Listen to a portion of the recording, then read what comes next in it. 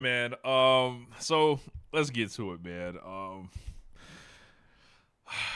I, I do I want to do this? Like, I want to play the song, and everybody knows what song I'm about to talk about. CM Punk in Saudi Arabia. I don't feel like doing the copyright claim thing. Y'all know the song I want to play. You saw the memes. You saw Busta Rhymes going like this, and this, and this. Imagine it, you know.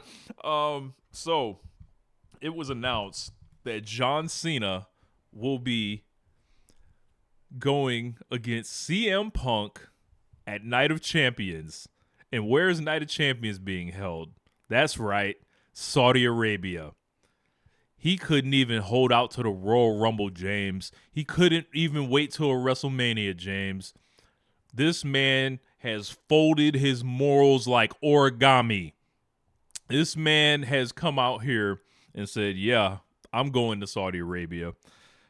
And I saw a level of crashing out and coping and crying, and I saw generational victory laps all over the last 24 hours of this flat out hypocrite once again, you know.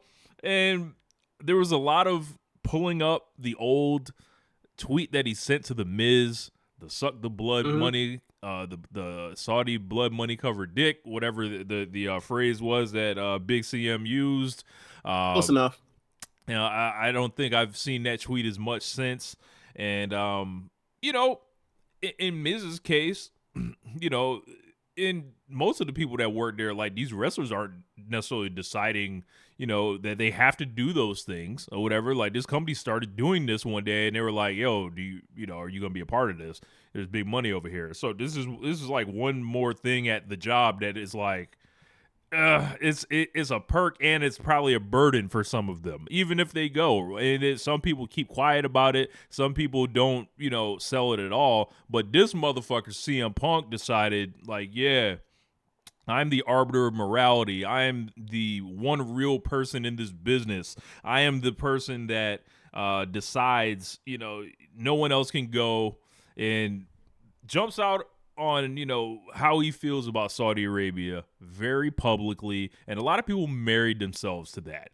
And then how they were still married and not seeing this guy's actions leading up since 2020 returning to WWE itself, the shit with AJ Styles that has quote unquote been squashed now, even though he said all kinds of shit about AJ Styles. Um, Yucking it up with Triple H giving him a hug and crying, and the Road Dog and all these people. Like, this man has sold this stuff up the river way before you know, that match announcement against John Cena in Saudi Arabia. Um I saw this, I instantly died laughing, and I felt like the humiliation ritual of Phil Brooks continues.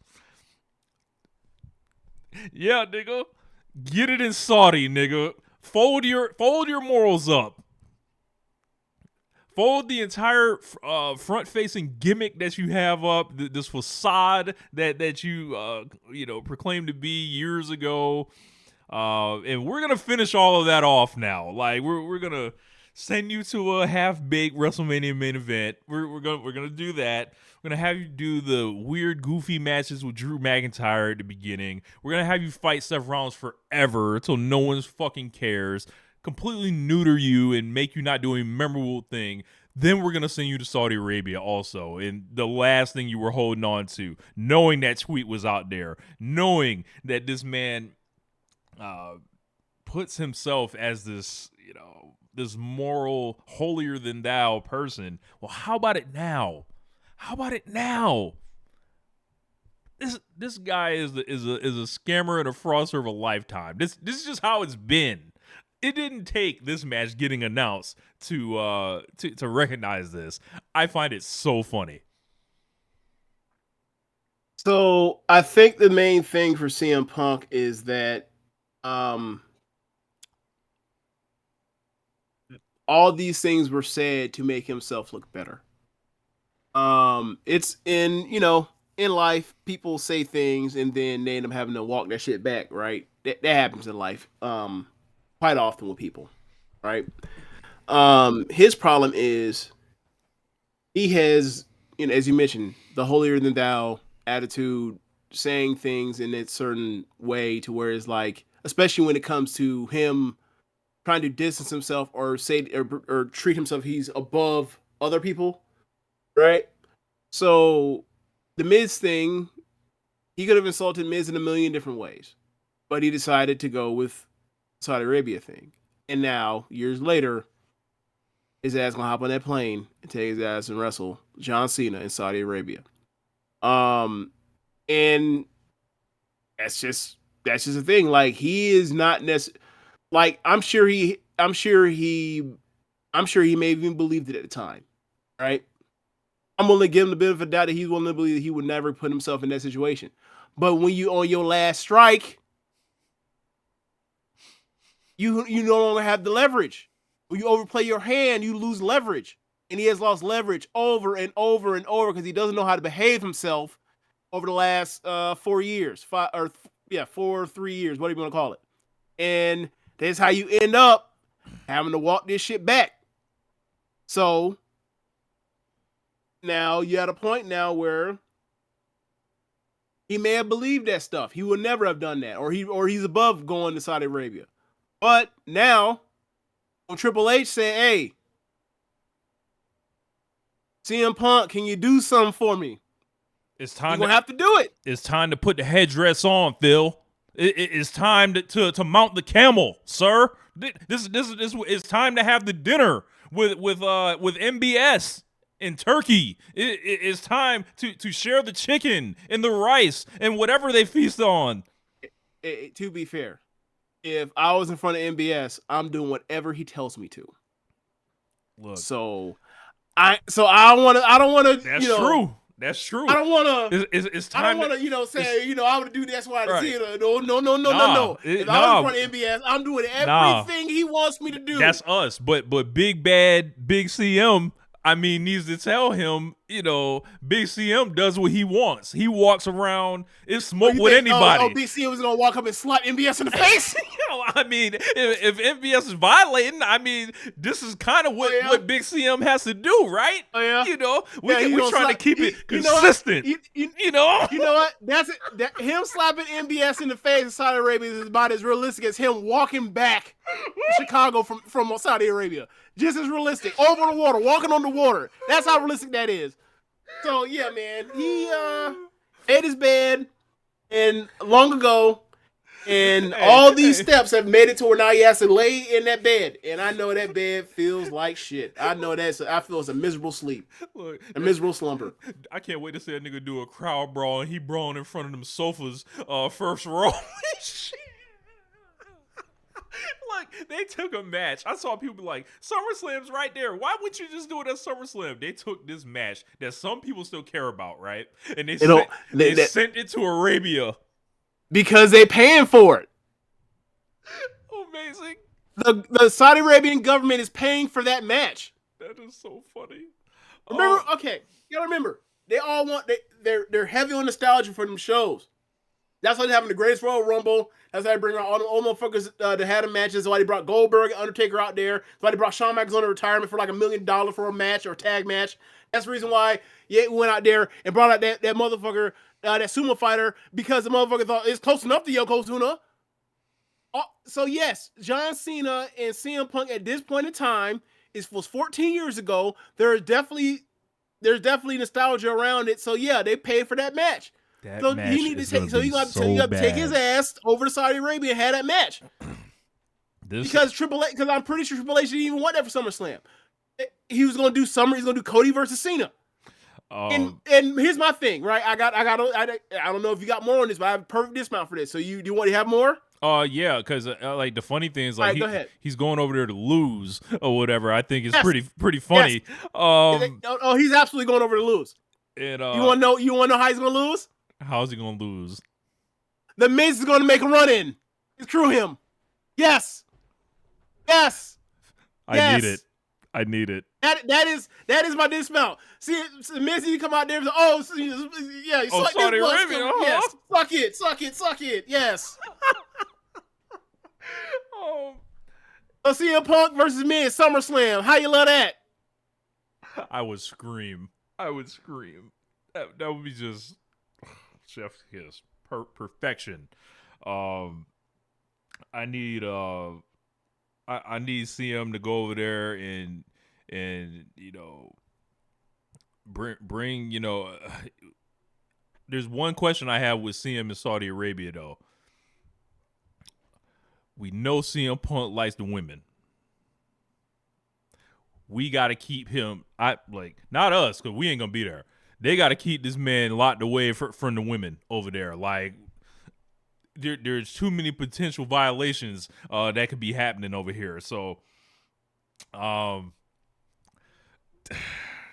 it's bad, man. It's bad. And I saw so many people that just couldn't handle it. Just complete meltdowns. There was one girl in my mentions just like. I cleaned her up with one tweet, pretty much. It was like, hey, man, you hurt, you be alright. And she just, it was not good for her, and people on her head. But I wonder what the gear is going. Is he going to drop new Saudi Arabian merch? Is it going to be like, he doesn't normally wear green or anything, but he can figure it out. Is he going to paint up the X's in the Saudi green? Like, I wonder what's gonna be the joint there. We'll see. I guess we'll see. I mean, y'all will see because I ain't watching that shit, but I'll watch it. So I find it real funny. I'm just glad that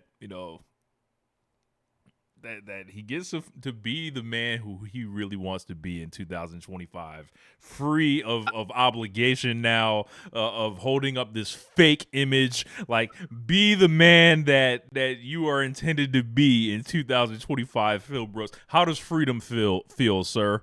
That's what I'd like to ask.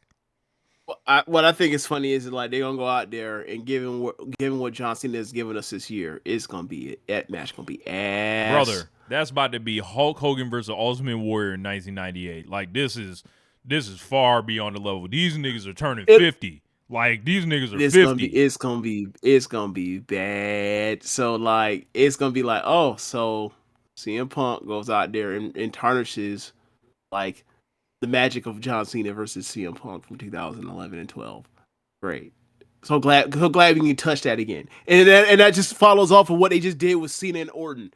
Like, it is going, like, John Cena's going back and playing all the hits with all his former, great rivalries that he's had or whatever else, and then like ultimately, or notable rivalries, and ultimately like he's basically going to like book or put the exclamation or the period on the punctuation of them with all just duds. All duds. This is one of the all-time worst retirement tours so far. Like, we ain't done yet. We'll see where it goes. But like, bro, he's on an all-time run, and I don't mean a good one. Brewhaven, there is more time between Cena and Punk Money in the Bank 2011 than there is from Hogan Warrior 6 to Halloween Havoc 98. Oh, a lot more time. It's just time moved slower back then. Yeah. Like, time moved slower back then. Right. Yeah, like, that's the difference between, because that's 8 years, right? Yeah. That was 8 years. Now we talking about, 14, 13 years, yeah. Just amazing, quite frankly. And oh man, I wonder who thought of this one. What like, and I saw so many people shitting down their legs. I don't know if you remember, like maybe a month ago, they did the advertising video for Night of Champions, and CM Punk was in it. Punk was on there, right? Yep. And then they put out another version without him in it, and then like they were like, "See, he's not gonna be in it. He's not going to Night of Champions. He's not going to Saudi Arabia." Man, then people got to look in the mirror and realize they master disappointed them again.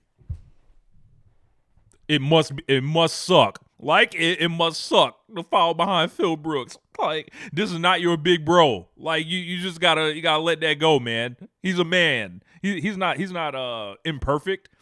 He may have sold it to you that way. He may have used his pro wrestling acumen and his the way he speaks and carries himself This shit is a gimmick, bro. This shit was fake from the jump. It was fake then. It's fake now. He's a politician, and like he's very good at giving you what you want to hear to whatever crowd he's in front of at that time, and then times change, and he changed along with it. Nothing wrong with that, but politician. Yeah, yeah. And I mean, well, I'll say this: what makes him different from it is he comes off as his voice of the voiceless, but politician. It will be less he would get less shit if he was just the politician, only the politician. Right? Like people hate Triple H, but they don't come back and be like, you said, you know, he's a total hypocrite. Be like, oh yeah, that's the game he's always been in it. And hell, that's his nickname. Yeah. The game. Real funny thing, I saw people posting about Triple H. They had a very bad weekend. Like hold on. Which more comparisons, right? Yeah. Triple H went out there and just held the belt and had reigns of terror, right? Cena-Punk came to AEW and said, "I want to help. I want to work with all the young guys. I'm not even concerned about the belt." Yeah, he was champion within a year. Yeah, it's real funny how all that worked out, man.